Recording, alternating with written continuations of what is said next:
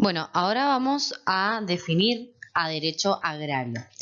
Después vamos a ver en otro punto de la bolilla qué es la actividad agraria concretamente, pero ahora estamos hablando de lo que sería el derecho agrario. Entonces, si estamos definiendo el derecho, vamos a decir que es un conjunto de principios y de normas jurídicas autónomas que regulan las diversas fases de la explotación agraria con miras a la obtención de una mayor riqueza agropecuaria y la justa distribución en beneficio del productor y de la comunidad. Repito, cuando tengamos definición de derecho agrario, nos tenemos que acordar que es un conjunto de principios y de normas jurídicas autónomas, porque después vamos a ver lo que es la actividad agraria. Respecto a la denominación, se ha dicho que derecho agrario es la correcta. Agrario viene de la raíz ager, que significa tierra de labranza. Se necesita tener los pastos adecuados para que el ganado coma. No se utiliza la expresión derecho rural porque rural viene de raíz latina rus, que significa campos incultos, y lo principal del derecho agrario es la producción. Y tampoco se utiliza derecho agrícola porque es un concepto limitado que solo se refiere a la agricultura y no incluye a la parte pecuaria ni a la silvicultura. Bueno, los caracteres primero es un derecho socioeconómico porque es un derecho que tiende a la justicia social de distribución de riquezas y el equitativo beneficio del productor y de la comunidad. Es eminentemente intuitivo porque protege a la tierra y a su hacedor. El campesino es el sostén de la actividad agropecuaria, es el basamento de las comunidades, por lo tanto, si son los menos favorecidos, va a acudir el derecho agrario a auxiliarlos con la alícuota de reivindicación y dignificación. Es dinámico e inaplazable, de interés y de participación estatal. El Estado debe defender y promover el interés social mediante políticas de desarrollo económico y social rural, en aras a la incorporación del campesino al bienestar y el progreso nacional. Y de desarrollo nacional e impulso supranacional porque dependiendo de las características de cada región, o sea, características climáticas, demográficas, geográficas, económicas, se van a ajustar las condiciones de explotación y de producción a las demandas de los mercados de consumo internacional. Bueno, después dice fuentes del derecho agrario. Son fuentes del derecho agrario los modos formales con que se establecen concreta y obligatoriamente las normas jurídicas agrarias en el ámbito rural de una sociedad.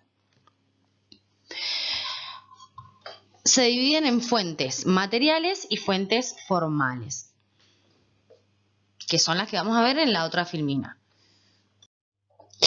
Bueno, las fuentes formales son las normas jurídicas obligatorias que en derecho agrario sería únicamente la ley. La ley es la fuente principal, es el conjunto de normas jurídicas que regulan coactivamente las relaciones agrarias, sociales y económicas propias de la actividad en sus diversas fases de la explotación. Como principal fuente tenemos la ley. Ya vamos a ir viendo en el desarrollo de la materia que hay muchísimas leyes que tratan distintos puntos de lo que sería el derecho agrario. Bueno, después, la jurisprudencia podría ser una fuente formal, pero en el derecho no tiene fuerza obligatoria. La doctrina no es fuente directamente obligatoria, pero bueno, es importante acá en derecho agrario porque fue la que bregó por el reconocimiento de la autonomía de esta rama, que eso ya lo vamos a ver en otro punto de la bolilla. Y los usos y costumbres no son en general tampoco fuente del derecho agrario. Respecto a las fuentes materiales, esta primera parte que está en naranja es sacado de otro lado, no es de los libros. Pero para tener una idea, fuente material es aquella que es el contenido de la norma jurídica, es decir, aquellos factores sociológicos, económicos, culturales, psicológicos que llevaron a tomar una decisión y que luego se formalizan en otras fuentes. Y fuentes materiales, o un ejemplo de esto podría ser la evolución histórica de cada país. Debido a cómo se fue desarrollando cada país, fueron surgiendo ciertos acontecimientos que llevaron a tener que regularlos y como consecuencia surge, bueno, el derecho agrario con las consecuentes normas. Recién integran el ordenamiento jurídico agrario cuando a través de un acto se transforman en fuentes formales.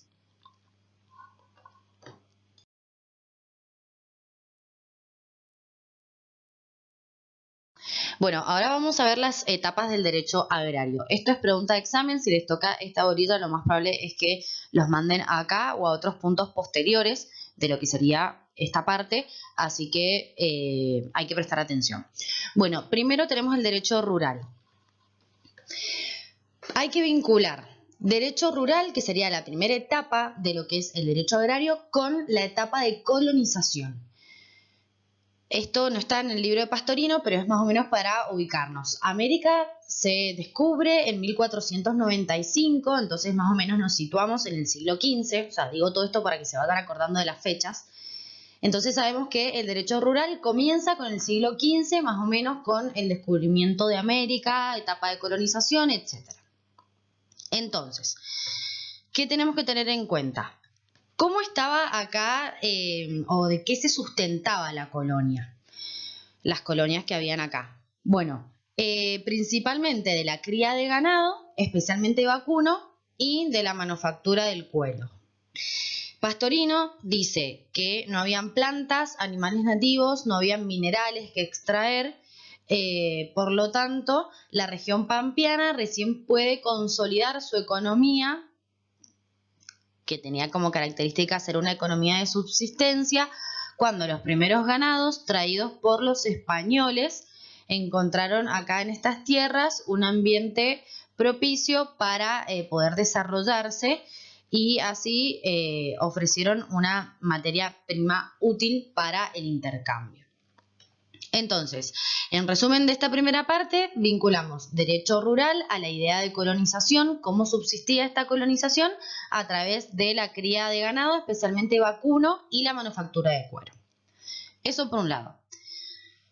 Ya vamos avanzando en el tiempo, vemos que por ahora no hay muchas leyes, o sea, vamos viendo que van surgiendo ciertas instituciones, como por ejemplo la que surge en 1585, en donde se registra una marca en Córdoba y bueno, luego en 1860 se registra otra, etc.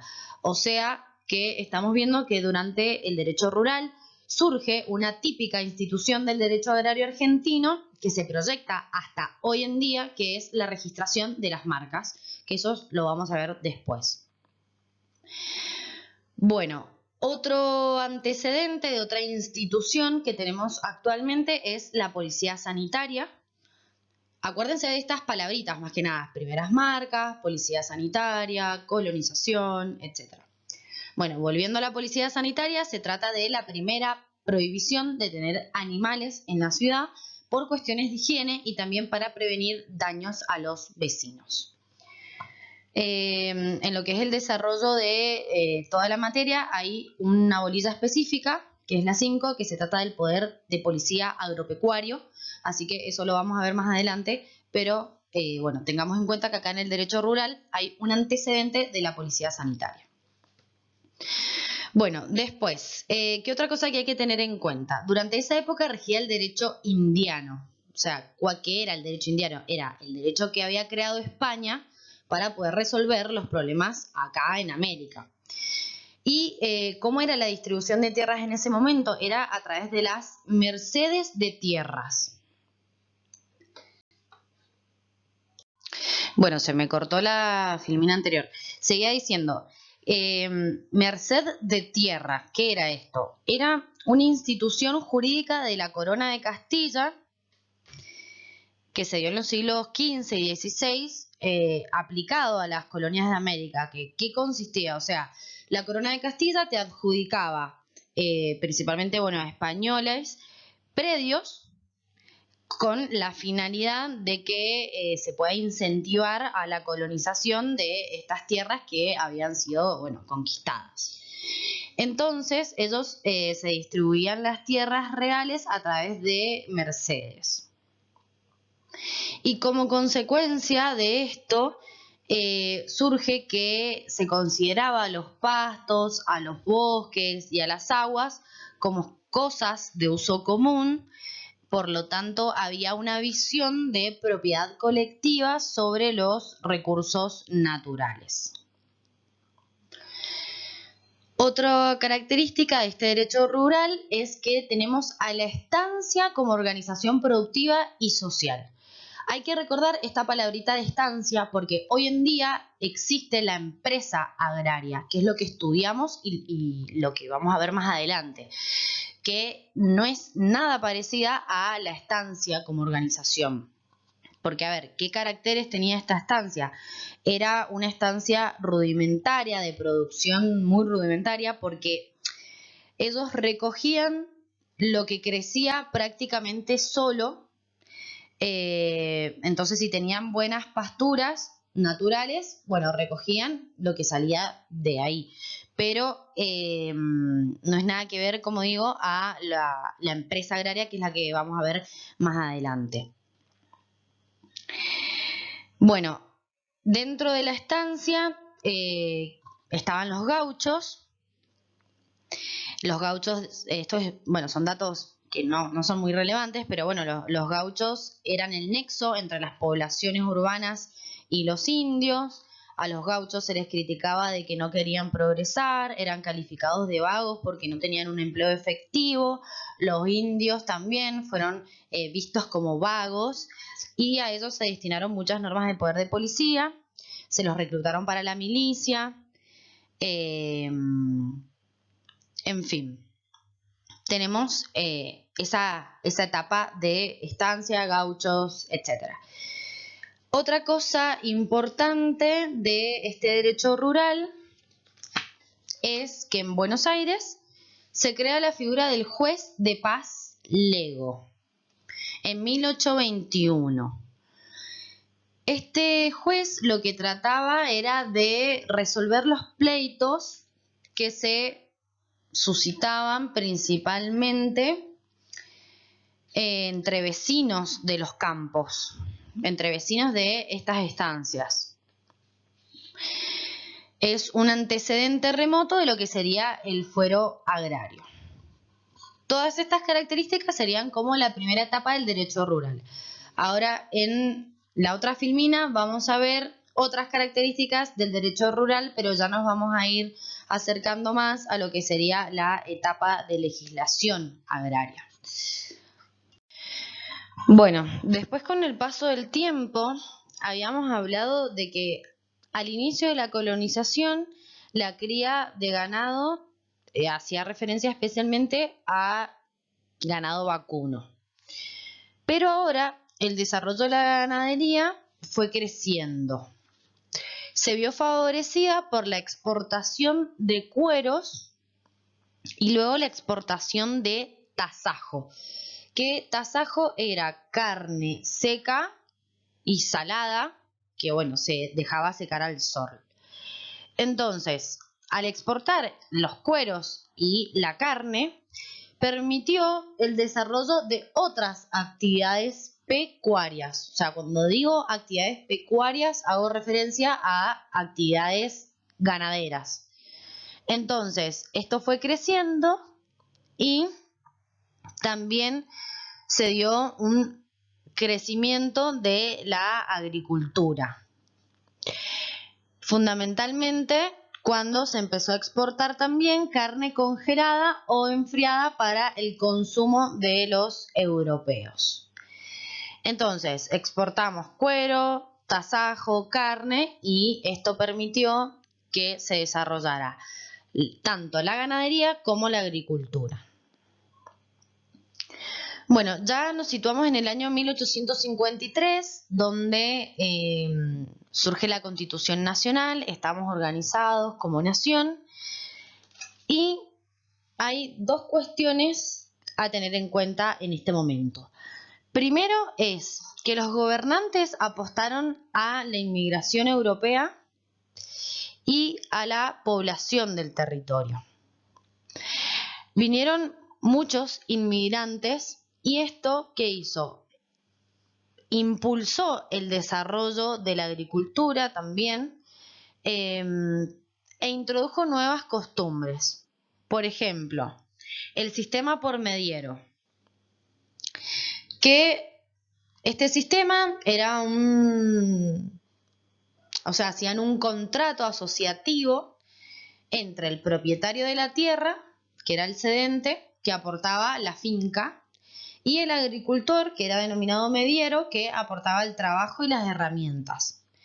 Entonces, uno aportaba la finca, el otro aportaba el trabajo y se dividían en partes iguales las ganancias. Otro acontecimiento que se dio fue el nacimiento del tambero, a quien se le daba las vacas para ordeñe y distribuían en porcentaje la producción lechera, quedando las crías para el propietario que estaba más interesado en la venta de novillos.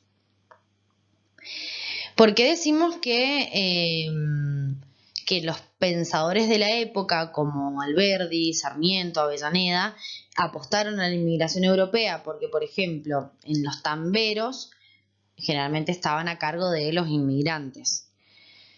Esto, bueno, son datos aparte que no hace falta saberlo, pero bueno, sí sepamos que se impulsó la ganadería, la agricultura con la inmigración.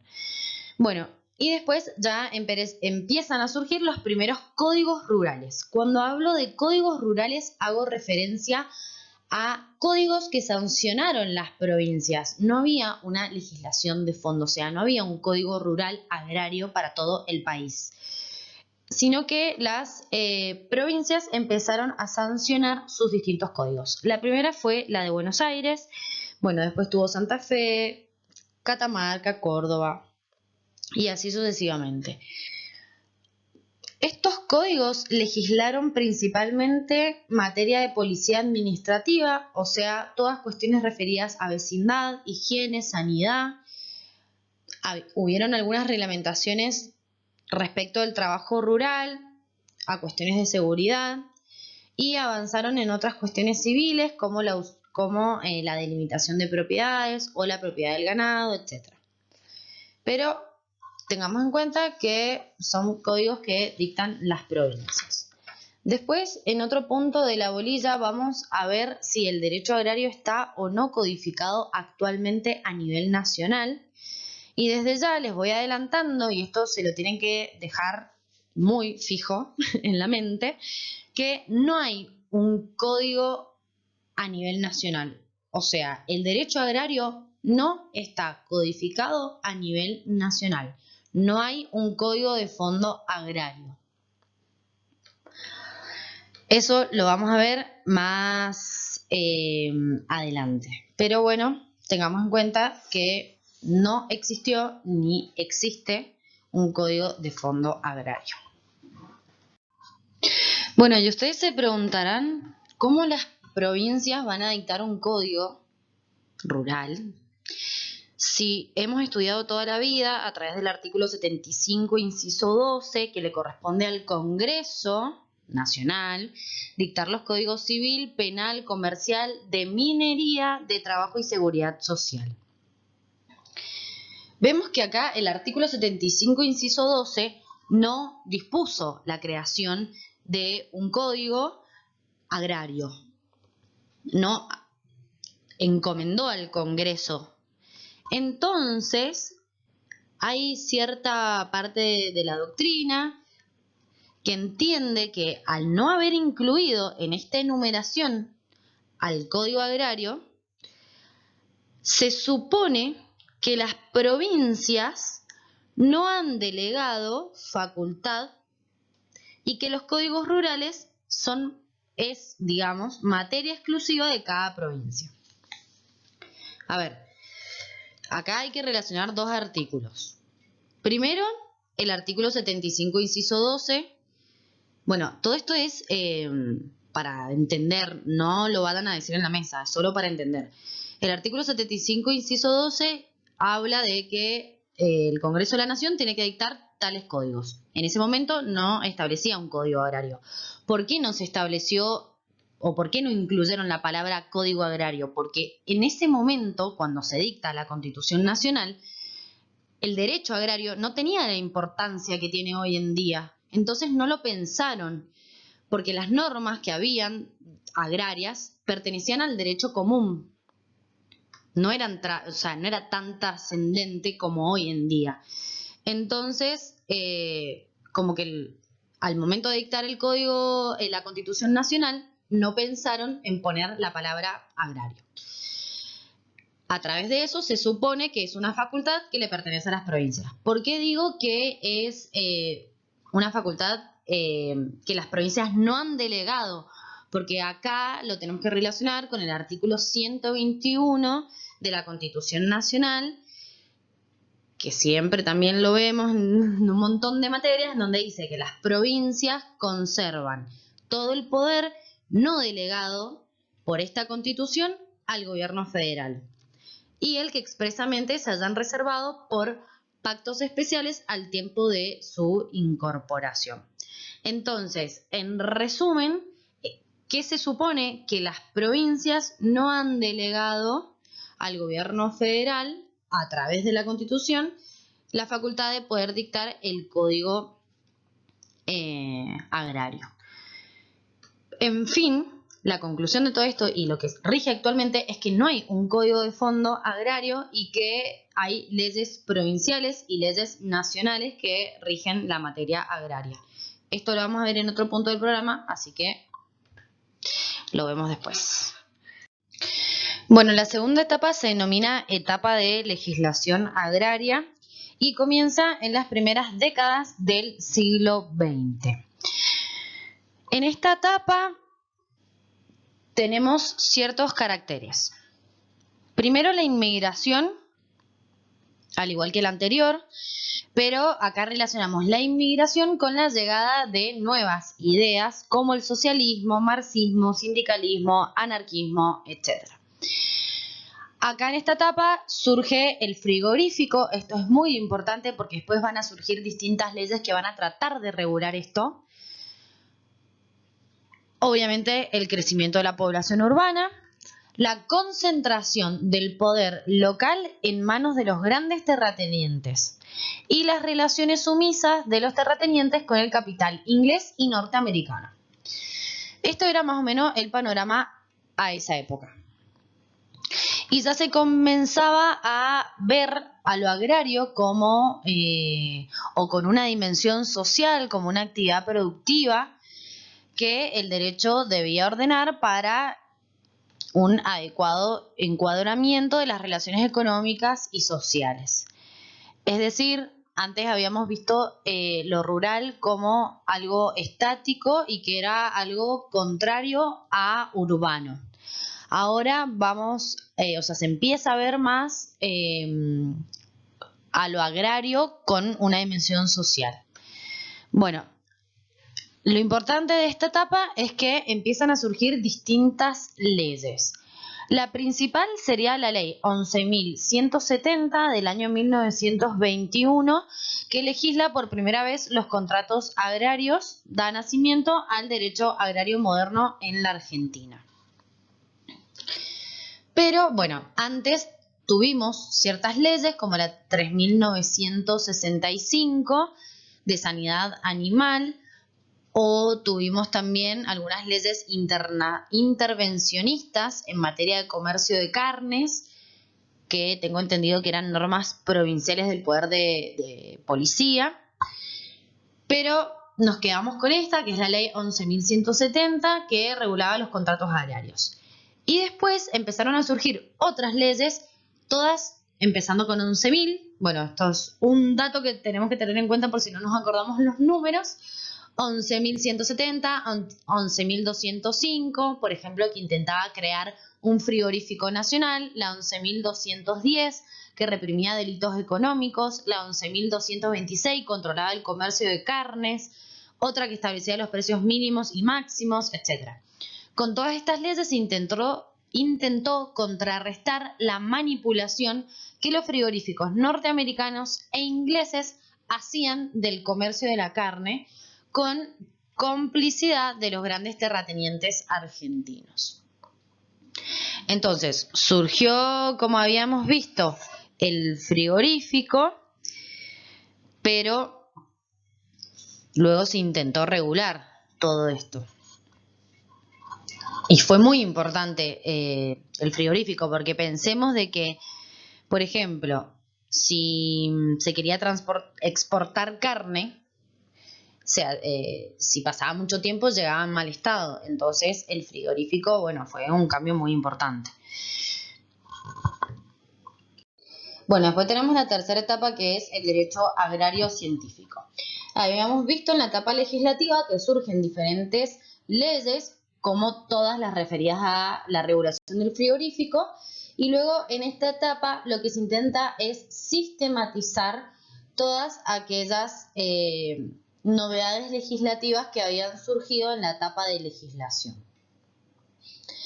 Empiezan también a surgir en esta época muchos aportes doctrinarios y empiezan a surgir libros referidos a derecho agrario, a materia agraria. Hay algunos autores muy importantes, pero lo que tenemos que tener en cuenta es que en este periodo el derecho agrario ya se estructura bajo el concepto de actividad agraria. Y esto es importante porque vamos a estudiar en otra orilla qué se trata la actividad agraria. Ahora solo tengamos en cuenta que se trata de una actividad desarrollada de forma organizada en donde se entiende al fondo como complejo de bienes y de servicios agrarios que se asientan en un predio rural, propio o ajeno, y que se hallan organizados en función de la producción agropecuaria en cualquiera de sus formas y cuya dirección la ejerce un sujeto agrario. Bueno, sabemos que es una actividad que se desarrolla en un ambiente natural y que el factor tierra y clima constituye un elemento esencial. Entonces, aportes doctrinarios, se intenta sistematizar todas las leyes que habían surgido, pero también surgen otras leyes como, por ejemplo, la ley 13.246, que es la ley de arrendamiento y a parcerías rurales.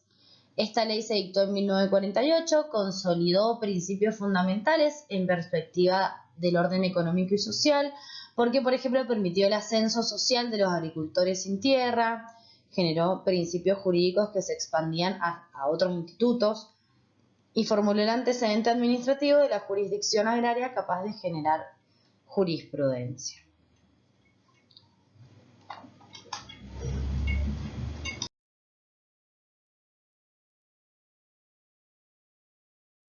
Bueno, en esta etapa de derecho agrario científico viene una etapa de declive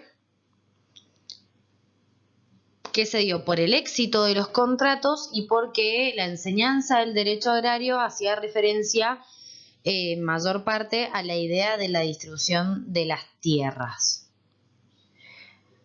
Entonces, empezó una etapa de declive y surgió una nueva perspectiva de mano de los recursistas, que entre los más destacados tenemos a Guillermo Cano, que ¿qué proponían?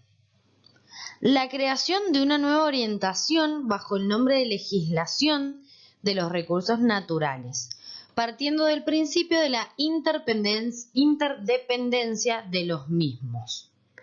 Es decir, ellos decían que era conveniente que haya un tratamiento legal que comprenda a todos los recursos, que unifique institutos comunes, que formule principios y que jerarquice los recursos entre sí y sus diversos usos.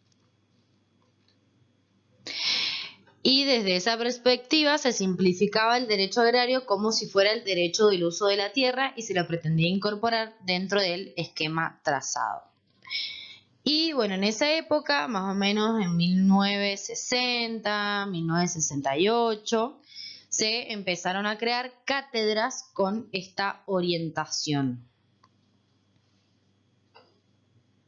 Obviamente, al crear cátedras, las ideas empiezan a difundirse.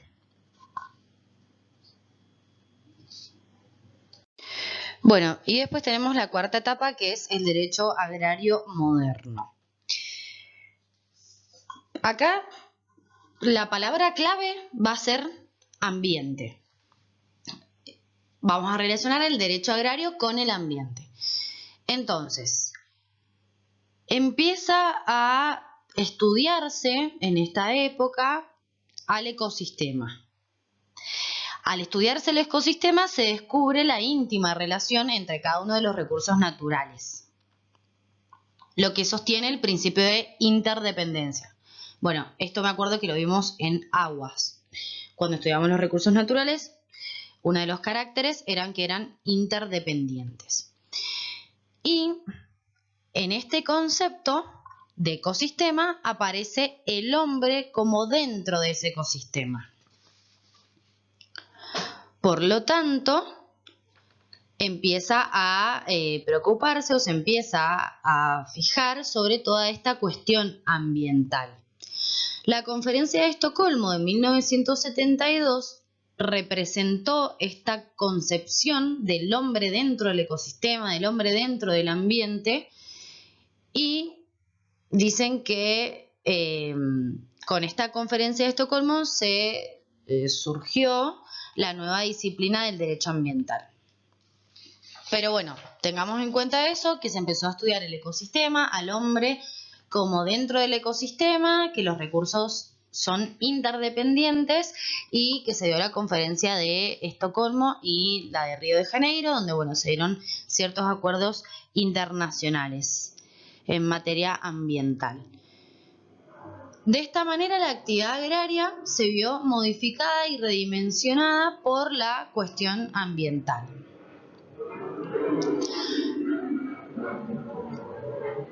El deterioro de los recursos naturales y la contaminación se estaban haciendo visibles. Entonces surge como una nueva perspectiva, que es identificar los problemas ambientales y tratar de producir dentro del esquema del desarrollo sostenible.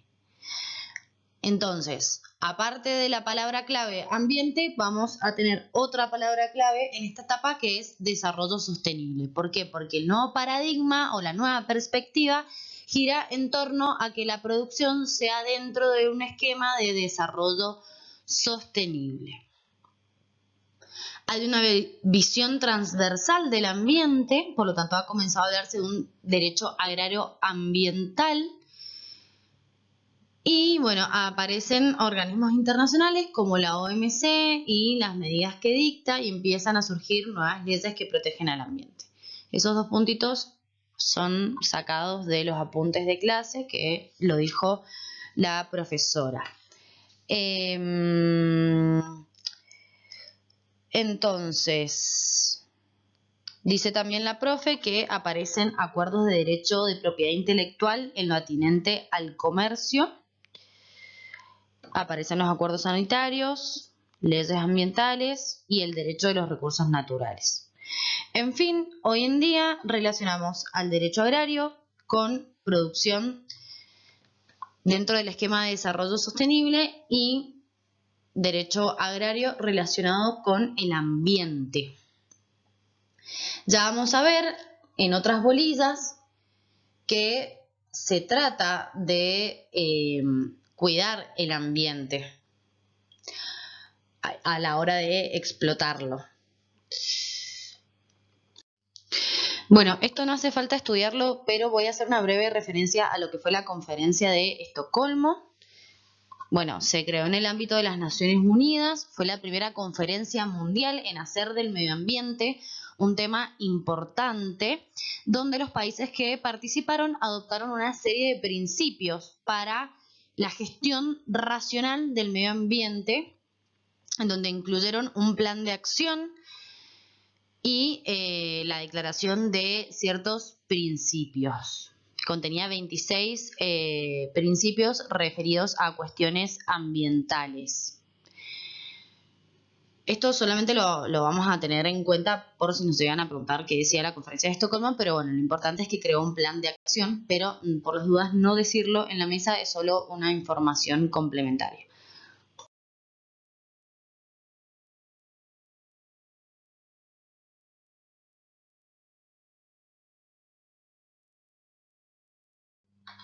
En la clase, la profesora dijo que esto es lo que teníamos que saber.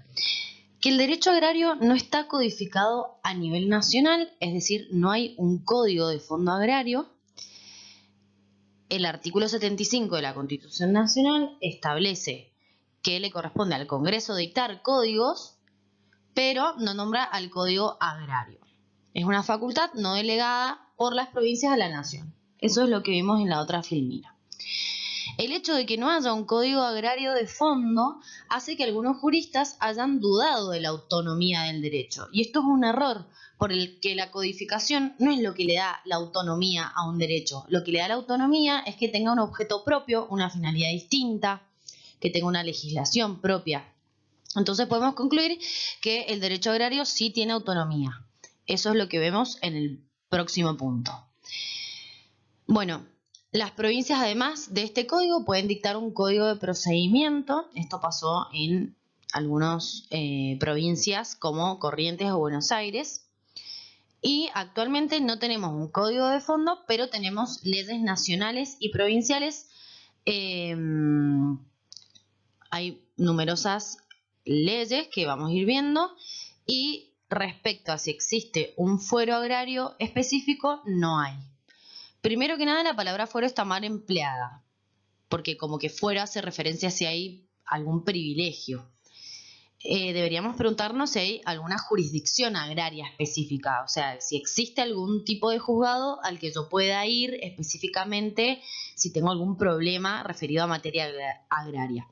Pero lo cierto es que hoy en día no existe, no hay una jurisdicción agraria en Mendoza ni en ninguna provincia. Y la profesora decía que, por ejemplo, si teníamos un problema agrario, por ejemplo, con un contrato, tengo que ir por vía de incumplimiento del contrato, en el caso de que no lo haya cumplido, o por rescisión a la justicia ordinaria de la provincia. Otro ejemplo sería, si tengo un empleado, un contratista de viñas y de frutales, en ese caso iría a la Cámara del Trabajo. Bueno, hay que ver eso si la Cámara del Trabajo sigue existiendo. Y si tengo algún problema con los vinos, voy a ir a la justicia federal porque es una ley nacional. En fin, no hay una jurisdicción específica en materia agraria. Y las preguntas que suele hacer la profesora son: ¿hay un código de fondo agrario? No. ¿Pueden las provincias dictar un código de procedimiento agrario? Sí. ¿Tiene autonomía el derecho agrario? Sí. ¿Hay un fuero agrario específica? No.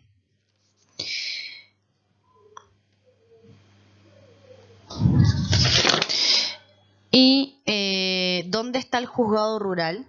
Y ahí hay que decir que no hay juzgado rural. Bueno, respecto a la codificación rural y el fuero agrario, ya dejamos bien en claro qué es lo importante que tenemos que saber, que fue en la filmina anterior, que todo eso lo dijo la profesora en la clase. Y esto sería como parte de la teoría. Código rural, el primero que se estableció fue el de la provincia de Buenos Aires en 1865, también fue denominado Código Alsina, y también se establecieron códigos rurales en otras provincias como en Santa Fe, Corrientes, Catamarca y Córdoba. Mendoza no. solo estas: Buenos Aires, Santa Fe, Corrientes, Catamarca y Córdoba. Y tenían una tendencia a legislar sobre las personas y sobre la propiedad rural. Por eso en el artículo 1 decía que se trataba de un conjunto de disposiciones referentes a personas rurales y a la propiedad rural.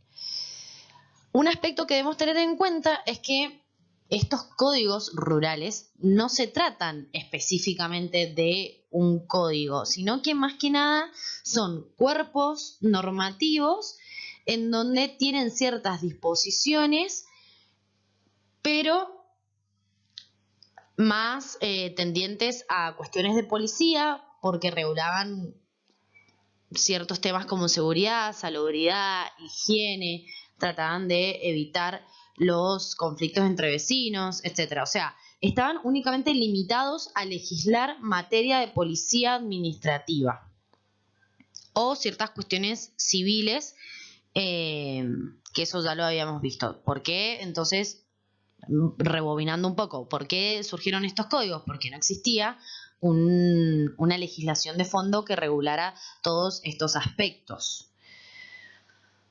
Bueno, la codificación entonces se refería a todo lo rural.